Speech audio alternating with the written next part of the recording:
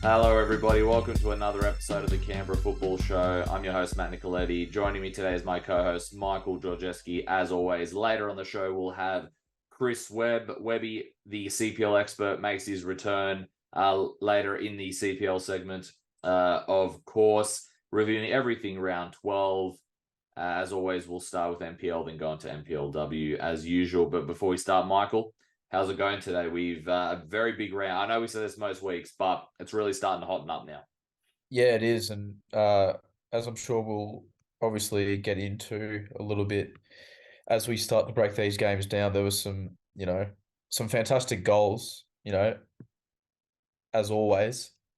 Feels like that's a bit of a repetitive thing as well that we say on this show, but it's just the truth in all honesty. I mean, there's just quality goals each and every week, so it's always great to see. And you know, a few very surprising results as well that we'll get into, Matt, as well. Some big results for certain teams and some other results that we, certainly weren't expecting. But that's the beauty of sporting competition, I suppose. So keen to get into it with you. And as always, we kick it off with NPL, and we kick it off with some Friday night action at prime time to kick off round 12. 21 minutes into the contest, it was Tuggeranong United that opened the scoring. Kitty, from a free kick, squared it for Patrick Hislop, who struck it outside the box first time, and it curled across into the top right corner. What a goal. Go check it out. Fantastic stuff there. Tigers leveled the scoring in the 71st minute as the ball was nodded for Adam Stevens. However, he couldn't take hold of it, and Nick Taneski swooped in with the opportunity to put it in the back of the net. 5 minutes later, Tigers took the lead as a great ball was whipped in for Milutinovic, who jumped highest to header at home. Then 10 minutes after that, Tigers made it 3-1 as Nikos Kalfas struck a free kick into the box for Sam Whittier to convert it, the header this time around. Then 1 minute before stoppage time, Tigers sealed their comeback at 4-1 as Kalfas won the ball on the halfway line, laid it off for Taneski, who went on a darting run through the middle of the pitch before laying it off wide for Kishta, who placed it past Adam Stevens. Heartbreaking defeat for Tuggeranong as they had a really strong showing before the comeback. In the first half, they could have had another goal. They looked really strong and were able to keep out Tigers, but just after the 70th minute, they weren't able to stop that Tigers pressure, and after the first goal, they conceded 4. So Tuggeranong don't get any more points on the board, and they still remain in 7th place with 4 points, and are now off 6th place by 12 points. They do have that catch-up match against the Wanderers as well to be played sometime, so there is still a match in hand for both of those sides. Good comeback from the Tigers, however, and it proved to be a crucial one considering the race that is brewing at the top of the table. They remain tied top of the table with O'Connor Knights. However, after O'Connor's big win, as we're about to mention soon, the Knights do lead on goal difference. However, Olympic do drop out of that race. More on that very soon. But first up, Michael, we're talking about that top 4 race, and what a match this was. Oh yeah, it was absolutely spectacular, Matt. Like, especially when it comes to these two teams, there's just something where they bring the best out of each other, and it's always an entertaining game. So, 3 apiece in this one between Canberra, Croatia, and Gungahlin United. It was Dominici on the score sheet, Keir and Sparrow. For Gungahlin United, it was Jack Green and then Max Green with a double in the second half. So, like I mentioned, Matt, very entertaining clash. It was exactly what you would have expected in terms of the competitiveness. Maybe not a 3-all draw, but nevertheless, you certainly would have expected it to be a very tight game and closely contested, which it ultimately was. But nevertheless, Matt, we'll get into it.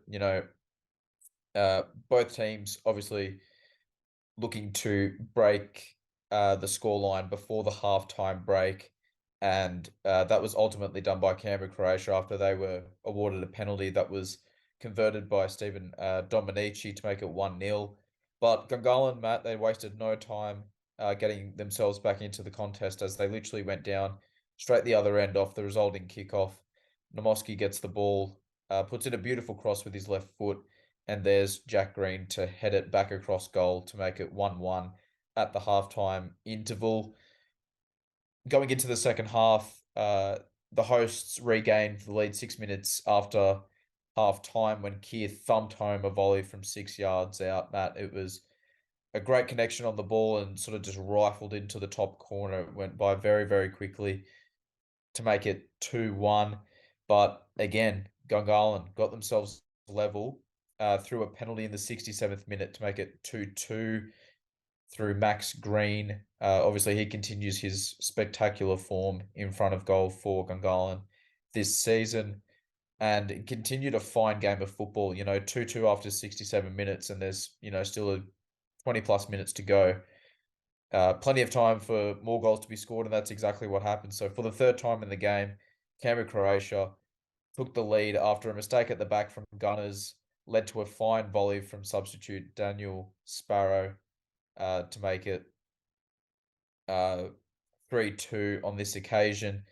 But for a third time in the game, Matt, for the other team, Gunners got themselves level for the third time through Max Green's second goal of the game in the 85th minute after getting ahead of the defender and squeezing the ball home as the game finished 3-3 in this one. And, it just goes to show it was just a spectacular game of football, Matt, that was on display at Deakin Stadium.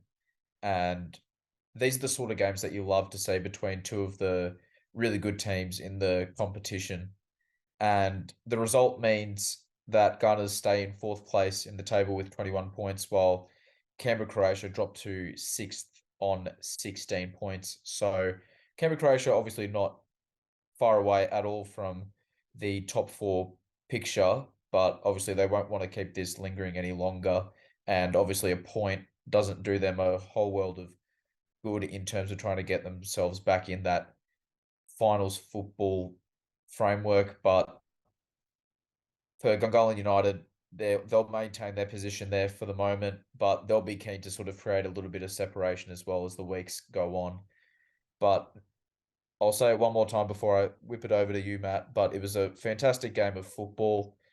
We'll move on now to our next game, Matt, and a resounding scoreline for a particular team as for the other, struggles continue.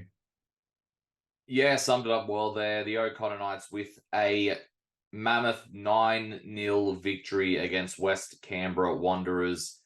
O'Connor ran riot in the opening 13 minutes of this encounter, scoring 5 goals in that process. Connor Bill, Faketi Manda, Isosa Rahegi, and Regan Walsh were the goal scorers in this period. Some great build-up play for the goals, and some of them, the pressure forcing mistakes out of the Wanderers. The best of the bunch was the 4th goal, a bullet of a low free kick from Regan Walsh into the left corner. Great goal there. Go check it out. O'Connor were a team determined in this stanza as they scored a further 3 goals before the whistle for half-time. Fields, Ihegi again, and Kresic were the goal scorers of these ones. Again, great build-up play for all of them from the O'Connor Knights. There was only 1 goal in the second stanza, courtesy of Lachlan Campbell, as he ran on the end of a neat ball from Isosa Ihegi and buried it past the keeper for his first goal of the season, I believe they said on commentary. Overall, a very rough day for West Canberra Wanderers. They found a little bit better momentum in the second half. However, they were unable to find themselves on the score sheet. And as mentioned before, their first points of the season still elude them as they remain 4 points off 7th place Tuggeranong. As I mentioned in the previous match I covered, that match is still to be played, so both teams still have a match in hand. However, safe to say this is a result West Canberra Wanderers will want to put behind them. O'Connor, on the other hand, what can we say about this performance? Just to sum it up, I would just say determined. They were on a mission not only to keep themselves at the top of the table, But they made a statement here to say that they belong here and they'll do what what's necessary to keep it this way. They didn't take the Wanderers lightly, even though they're last place. They went into this one as determined as they are in any other match. And O'Connor were rewarded as they're still at the top of the table and tied with Tigers. However, compared to last week, they're now ahead of Tigers on goal difference. And Olympic, as I mentioned, have dropped out of that race. So just Tigers and O'Connor at the top.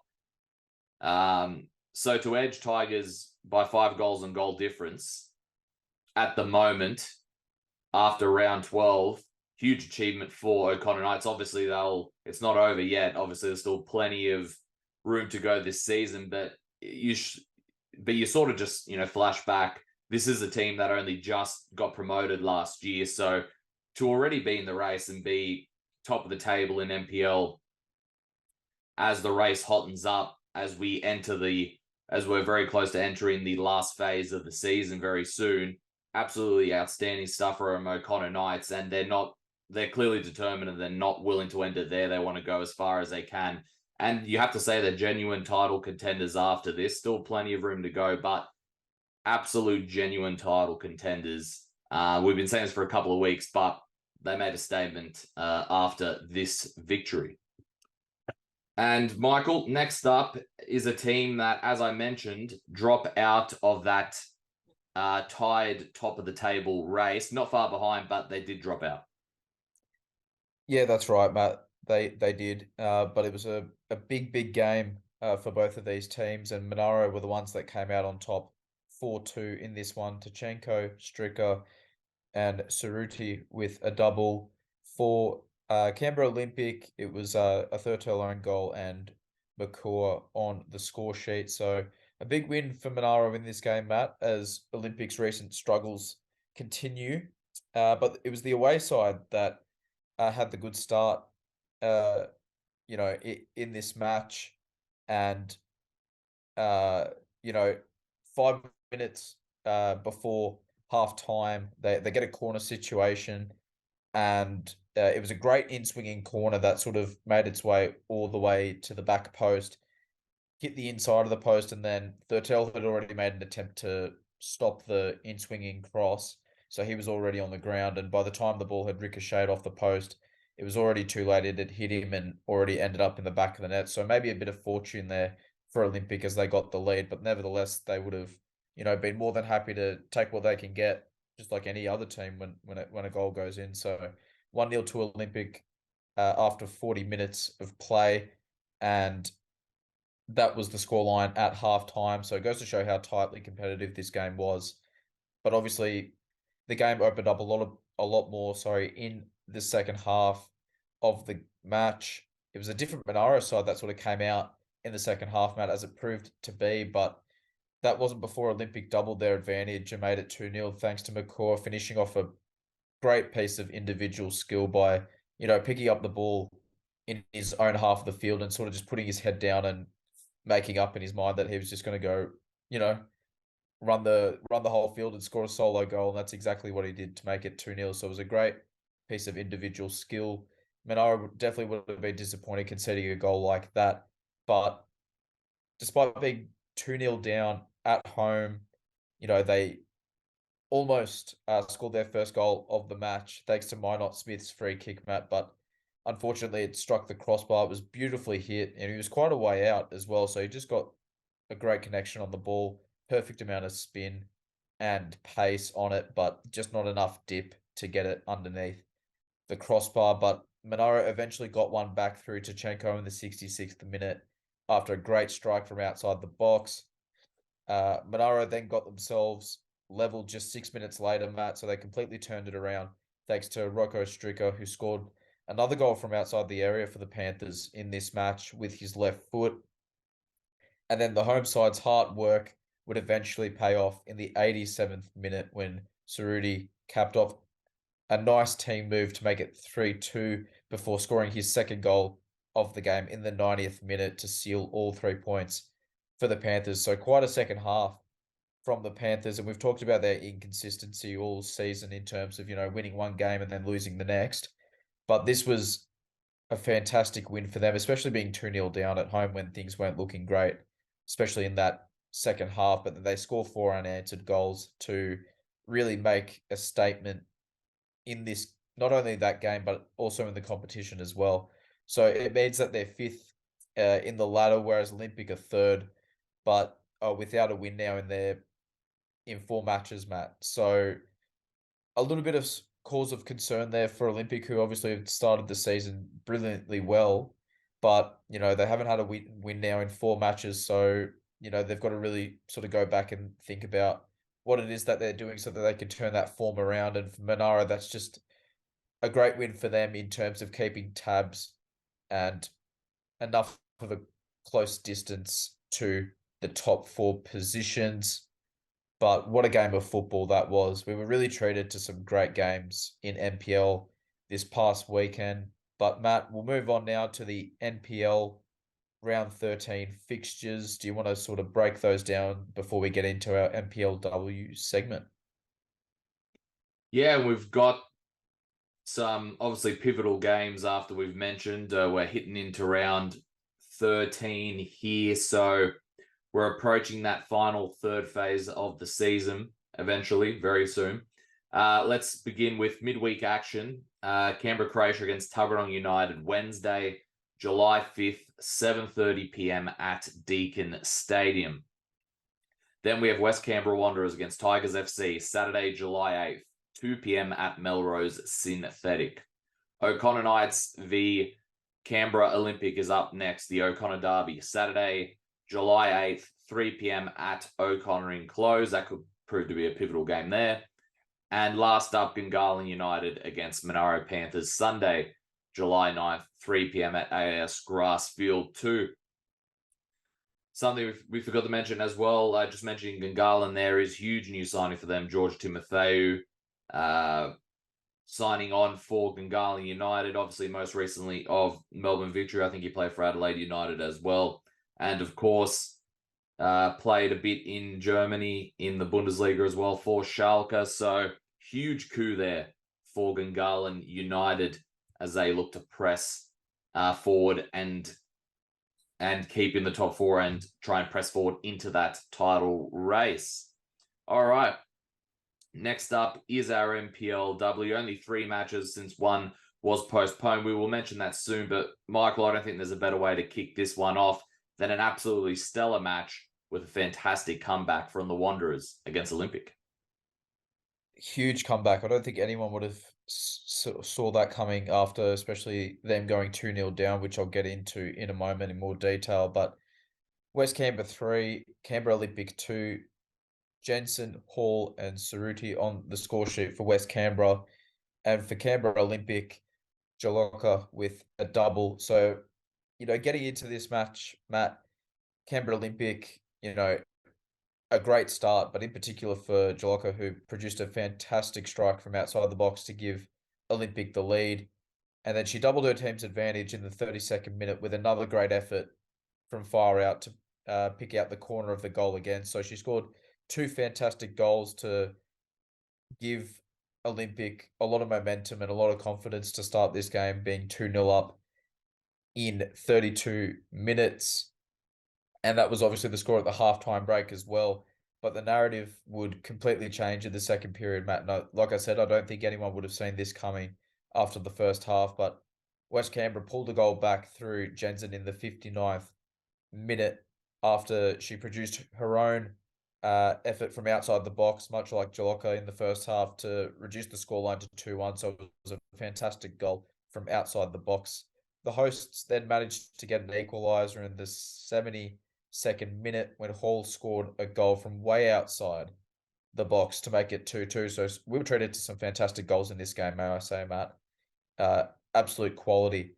And West Canberra's dream comeback was complete in the 84th minute after Cerruti headed home from close range from a corner. It was beautifully whipped in. All she had to do was get some form of connection on the ball in order to steer it towards goal. And that's exactly what she did to make it 3-2.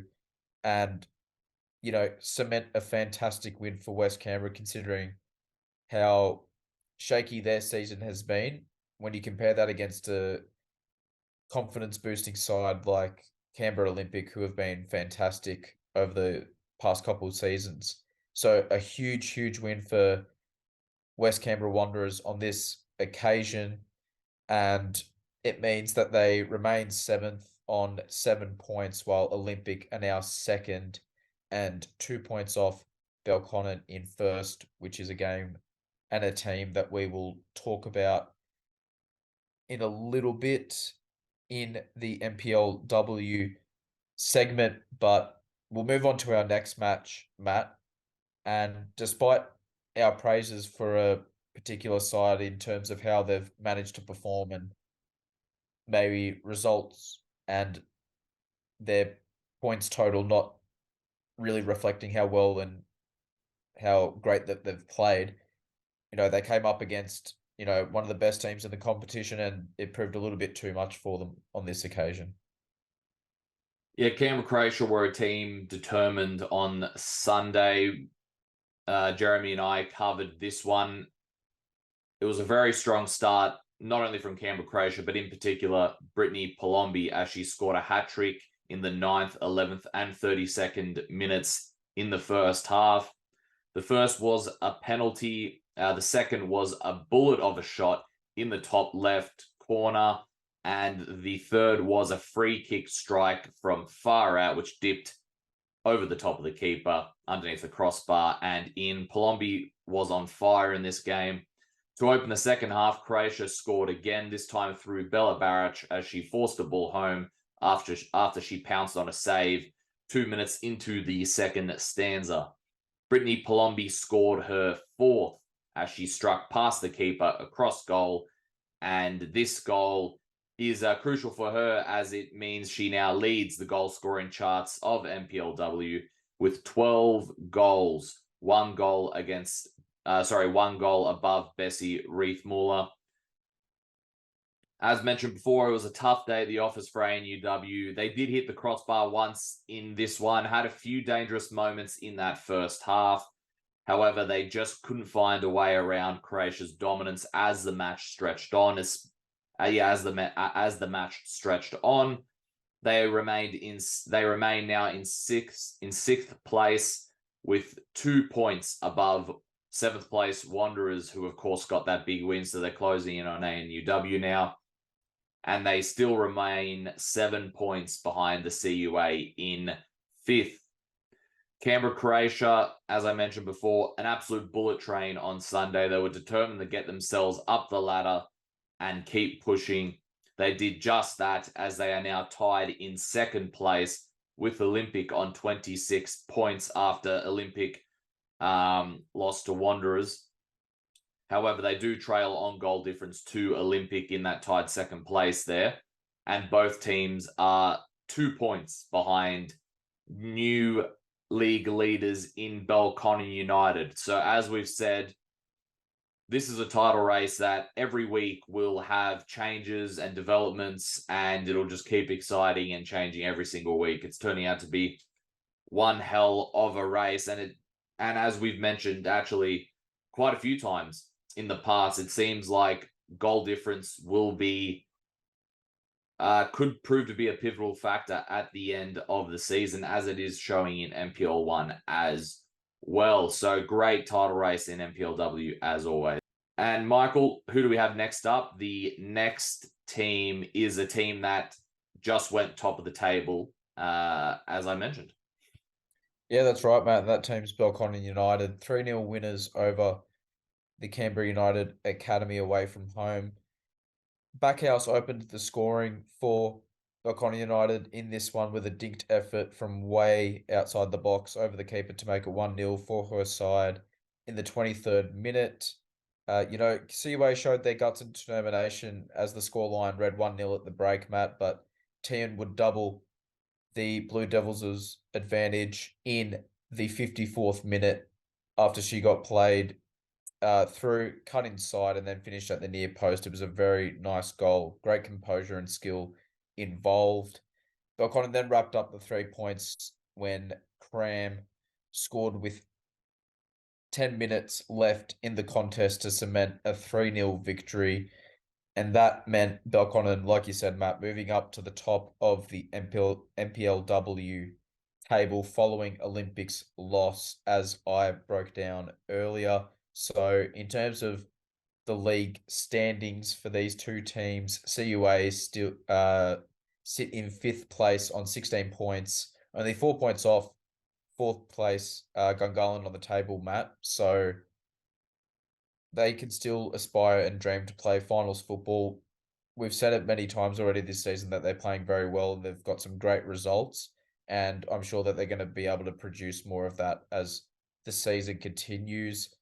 And obviously for Belconnen United being top of the league now following Olympics loss is a great confidence booster for that side, considering sort of what they've been through over the last sort of few years with the emergence of a Canberra Olympic and the dominance of Canberra, Croatia.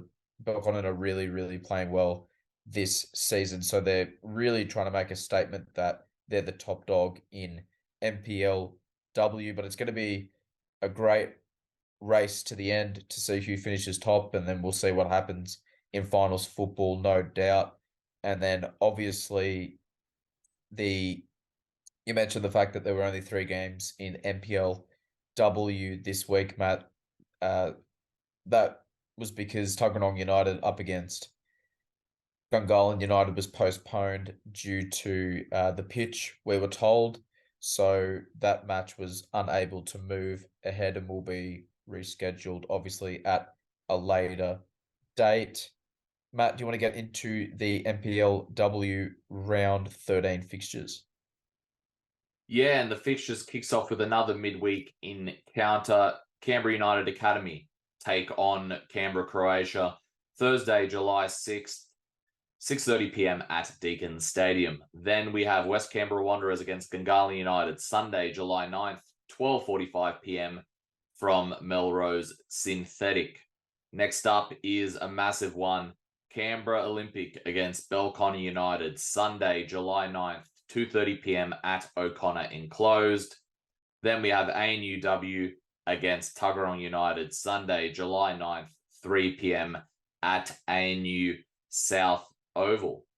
And now we'll move on to our CPL section of the show where we welcome back Webby. Webby, it's good to have you back on the show. First off, what have you been up to? What have you made sort of CPL over the last few weeks, and obviously this past weekend, which we'll obviously get into very, very soon. Yeah, it's great to be back, boys. Not particularly too much, really. Since we last chatted, I haven't been up to all that much. But no, it's been very interesting. And sometimes in previous years, by this stage of the season, CPL's become a little bit predictable. You know, you can start seeing who are the top teams, who are the bottom teams, and you know, if you're a betting man, you probably could make a bit of money. But this year, things are not going that way. And you know, it's really good to see the bottom teams picking up points, as we'll get into, and squeezing in that top 4 race it's very, very, very heavy on now. So it's while the top's kind of pulling away, you know, it's very congested in the middle, and that's great to see. I think a great sign of a healthy league. Absolutely, Webby. Completely agree. And you know, the first match that I'll get into now was one of those teams that's been struggling for most of the season pull off a big, big win, and that was Canberra White Eagles beating ANU 1-0 in this match, thanks to a goal from Keisha in the 83rd minute. So both sides cancelled each other out in the first half, as it was scoreless at Woden Park Enclosed. You know, the second half was much of the same in terms of, you know, the scoreline obviously staying at 0-0, and it looked like the possibility of another sort of stalemate draw, and that obviously wouldn't have been a great result for a team like Eagles, who are particularly struggling for most of the season. But it was the home side that popped up with a huge goal late on in the encounter. Jordan Keisha was the man to put them in front and ultimately win the match 7 minutes before the end of the game. And it was just exactly the sort of result that White Eagles needed, considering, like I said, their struggles and their woes that they've sort of had to deal with. I don't think anyone would have even expected them to be struggling as much as they have been so far this season. But, to their credit, they turned up in a big game against a side like ANU who are doing relatively well this year, and they managed to pull away and get a huge, huge 3 points in terms of just the context around of where they are around the bottom of the table. So a big win for Eagles, puts them keeps them in pace with 7th place Canberra Juventus that also won on the weekend, which we will get into a little bit later in the show.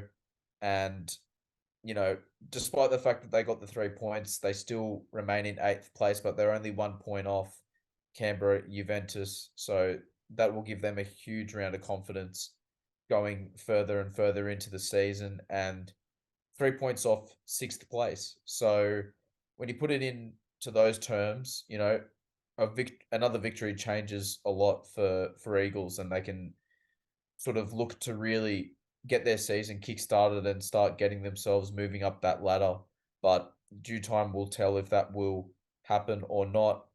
Webby, I think obviously on face value, it's pretty obvious to see just how big of a result this was for White Eagles. And I think that's what sort of dominates the narrative for a game like this. But obviously a bit of a disappointing result for ANU as well, considering the struggles of White Eagles so far this campaign. Yeah, look, it's kind of a where to start on this one.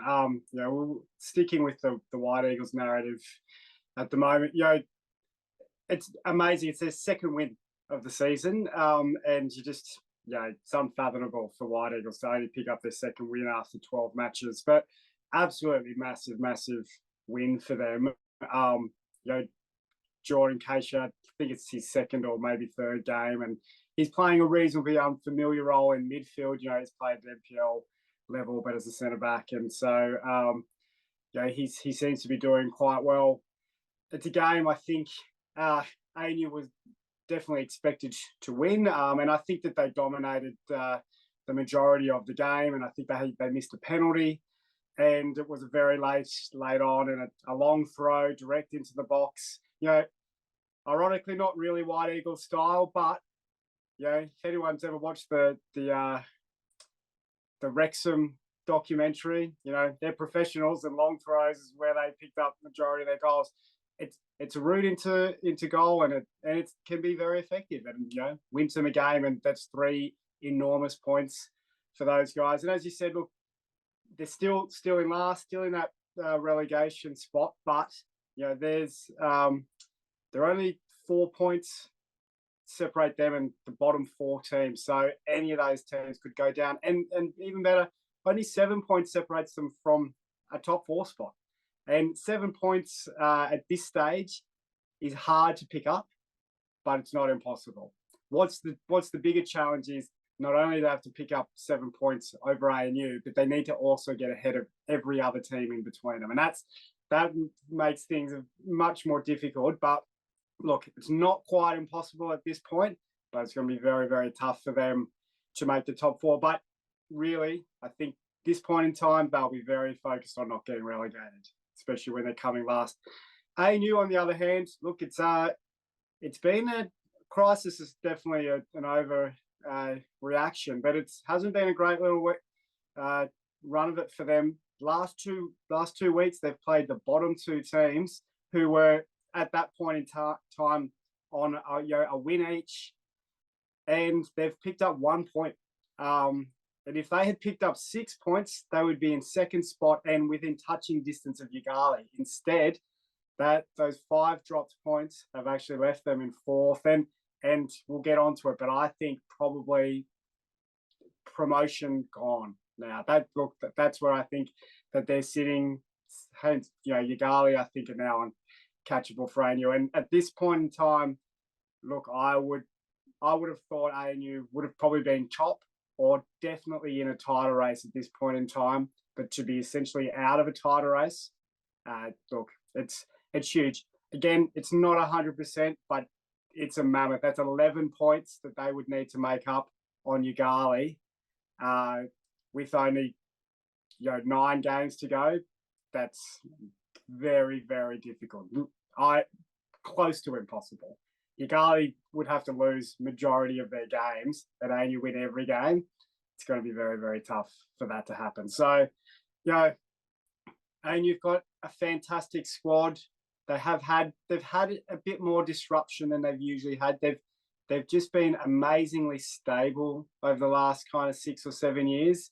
They've had a stable squad, but even during the season, they usually don't get too many injuries or too many outs. It's been a little bit disrupted. Tom's probably had a bit of a hard time of it in his first year, but look, again, they will now be very much focused on just nabbing one of those top 4 spots because they've got a bunch of teams breathing down their neck now.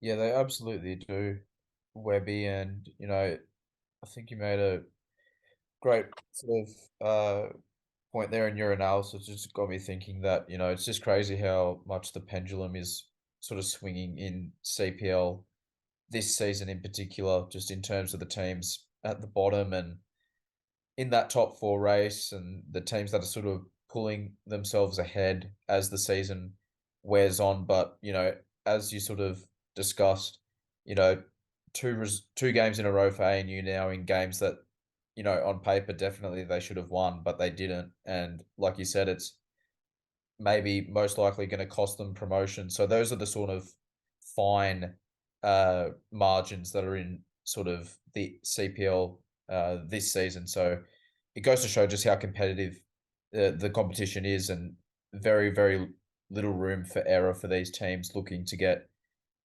promotion. Matt, do you want to get into our next match? A huge result for the home team. Yeah, crucial result in both ways for either side, and I'll get into that now. Pretty close first half from all accounts. Both sides had some chances. It was back and forth, a little bit cagey at times as well. I was able to catch the second half of this one, and Queanbeyan were the ones to get the only goal of the encounter as a ball over the top for Abdullahi to run onto, sort of switched out wide and put it past the keeper. Belco were piling the pressure to try and get a comeback goal to make things all square in this one. They were attacking quite well, but their final product was just lacking a bit. But to be fair to Queanbeyan, they also defended very, very well. It was very impressive to see how Queanbeyan saw out the rest of this game. As I mentioned, defended very well and handled the Belco pressure considerably. And overall, though, I mentioned crucial in the opposite way, though, for Belco here. It was a devastating loss for them, as they are now 14 points off that elusive promotion spot. Safe to say that promotion's all but done now for them, with 14 points to make up. And as Webby mentioned, it's not just 14 points to make up. 3 or 4 other teams are above them. You need Yoogali to lose quite a few games there, which they haven't lost since round 2. It's all but over for them now, you would say. Obviously not 100%, but a huge mountain to climb for them. However, regarding the top 4, they only remain 3 points off that, so they do have that to fight for. Big win for Queanbeyan, though, as they keep pace with Yoogali. They trail by 7 points, which, of course, isn't the easiest to make up, but it is the closest of anyone else in that regard. So big win for Queanbeyan. They also do leapfrog a Wagga as well into second place, and they lead them by 2 points. So Webby, there's a lot here. Belconnen, as I mentioned, their promotion race effectively over, which they probably didn't expect to happen this season. And even if they did expect that to happen, I don't think they would have expected it to be so soon, just over the halfway line. And Queanbeyan as well, 7 points off Yoogali. Obviously that's tough, but nowhere near as tough as 14 points as Belco have. Yeah, look, it's massive. I think people really got to appreciate how big and important a club Belconnen United is in Canberra, and for them to not just drop and bounce straight back, it's huge for that. And it's not like they're gonna. Well, they might, and they might end up second, but it's likely they'll be fighting just for that top 4 spot. So if they don't even make the top 4, it's an enormous thing for them to then try and rebuild and to be able to get that top spot for the following year. So it's really, really a massive story that just nobody expected. Like, you're sure you can find the tape of me. I would have said that they were favourites, and with ANU breathing down their necks. And so things have definitely not panned out how I saw things happening before the season started. And it's, the interesting time for Belconnen. And so they've got a very an interesting mix of youth and experience. So if a lot of those younger guys can kind of get some very valuable experience, then they might be in a good place next year. But this year they'll definitely be just now pushing for that top 4 spot. They're only 3 points off ANU, and only, I think, about 5 points off Wagga in 3rd spot. So they're definitely massively in a race, and for that top 4. And all they need to do is put a few good runs of results together, and they'll be well and truly back in that space. But as we kind of talked about, Yoogali have just taken such a lead, it will be virtually impossible for them to catch them from here. Something crazy will have to happen. Like Ben Stokes hitting 56s type level of craziness. But so for Queanbeyan, look, they keep ticking on. I'm just so happy to see Abby Delar here. I think I've mentioned, I used to coach him. He's just such an amazing guy. I absolutely love him. And with all the firepower from NPL that Queanbeyan have brought in, your Dom Giampalos and Nico Abbott's, to see Abby still getting regular starts and scoring winners is fantastic. And, that Goran's kind of keeping the faith in him. So, look, they are a quality team, and me personally think they're the only team that have a chance pushing Yoogali. I don't think it's a done deal, and Yoogali would absolutely hate it if anyone said that was a done deal, that they're top, and I definitely don't think it is. They're not that far ahead, and Queanbeyan have been very, very good, consistent at picking up points. Obviously, it's reflected on the table, and I think that they're in a pretty good spot to give Yoogali a decent title chase here. So, look, they're just quietly going about their business. The 2 Argentinian boys are massive for them, and really, they'll be a very, very difficult team to beat. And I can see them being solid in the race, and I'm pretty confident that they'll make the top 4, and they'll be very, very dangerous in that final series as well. So a lot happening there, and also Queanbeyan lost quite a few players in the winter transfer window, or whatever you want to call it, recently. So there's that as well. So for them to keep ticking on is a credit to them, as they are. So that was a huge match, and there's another huge match here in terms of 7th versus 6th. Michael, who do we have next up? Yeah, it was Canberra Juventus getting a 3-0 win over the Brindabella Blues, so a crucial win for Canberra Juventus. Brooks, Novosel and Duck, the scorers for Juventus in this game. And, Canberra Juventus are full of confidence after their recent form, and they began the match well by opening the scoring in 8 minutes, thanks to Adam Brooks finish off a counter-attack. Juventus scored next to double the scoreline through Luca Novosel. Scored what looked like a cross, regardless of that. It was a great hit that floated into the top corner 7 minutes into the second half. And despite, the growing pressure from the Brindis to push some sort of a comeback, it was Juventus that took their chances and scored a third in the 66th minute. None other than club top goal scorer Nathan Duck put away a penalty to seal the win, and that's his 7th goal of the campaign. So he's having a great individual season for Canberra Juventus. But like I said, a huge win for them in the context of where they are in the table and how they can now use this going forward. Webby, what did you make of this result? Like Matt said, both teams, Canberra Juventus and Brindabella, close to each other on the table. You've got 7th up against 6th. And, Canberra Juventus, stroll in there and they get a relatively comfortable 3-0 victory. Yeah, look, again, Juventus just keep on surprising.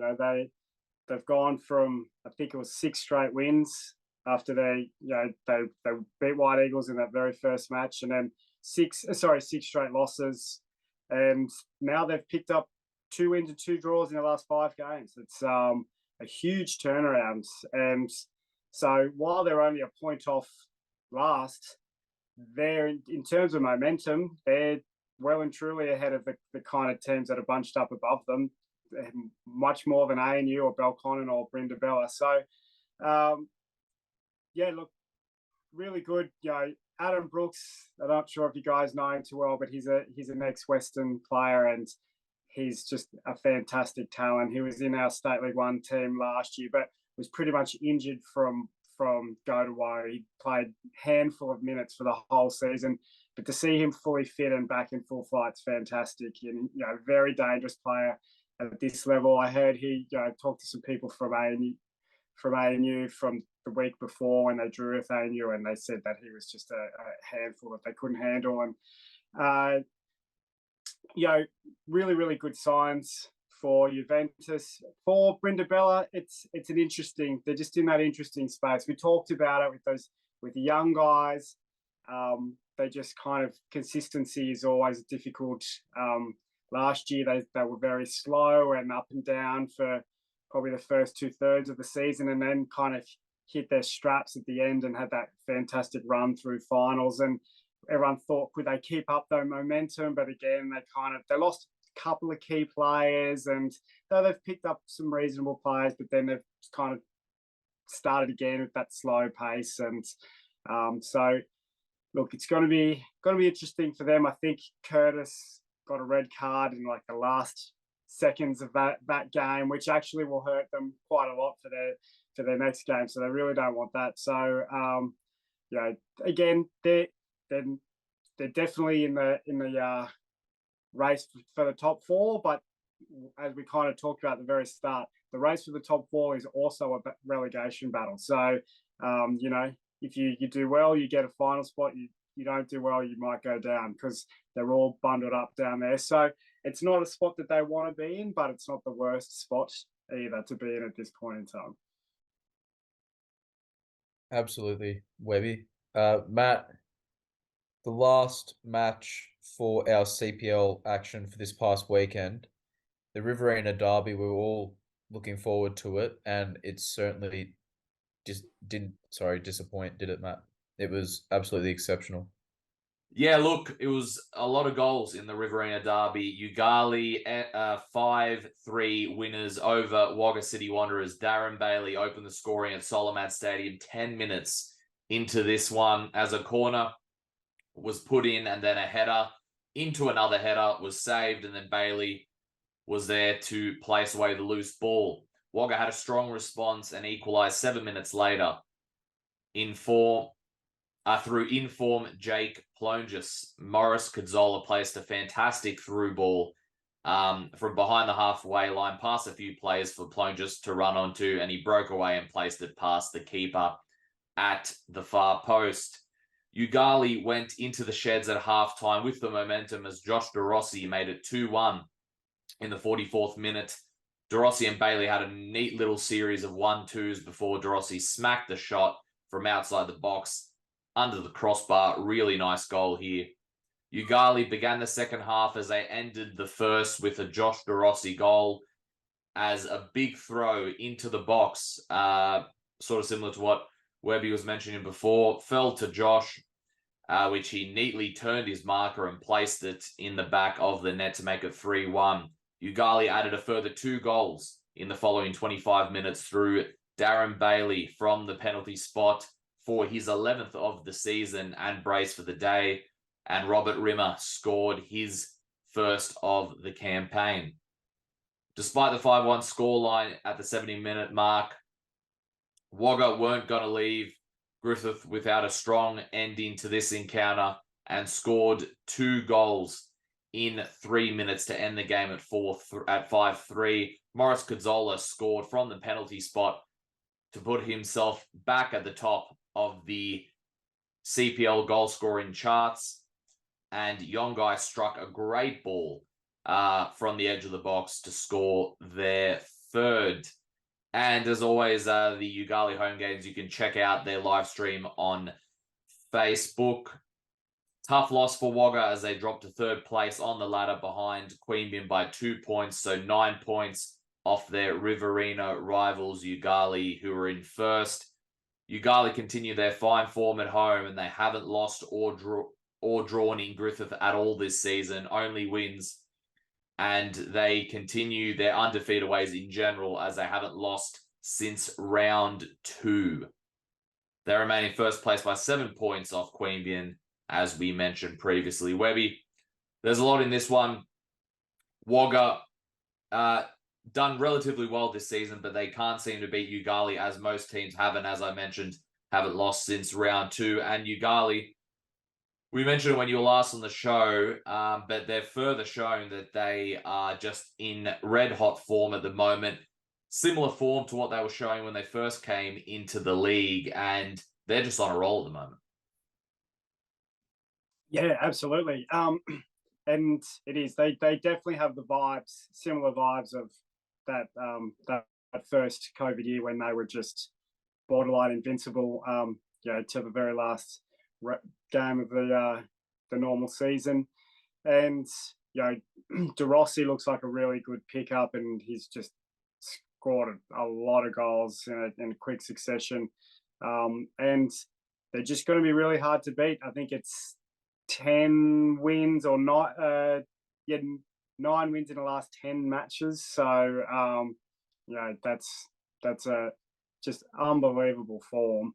And that's the kind of thing, you talk about teams trying to make up 9, 10, 12 points to go, well, if a team has only dropped 2 points in the last 10 matches, well, it's going to be hard to make up 10 points on them. Like, they're going to have a huge, it's not about what you do, it's about what they do. And they're going to have a huge dip in form. And the signs aren't there at the moment, they just keep on keeping on. So, look, it's going to be interesting to see if they can keep it going.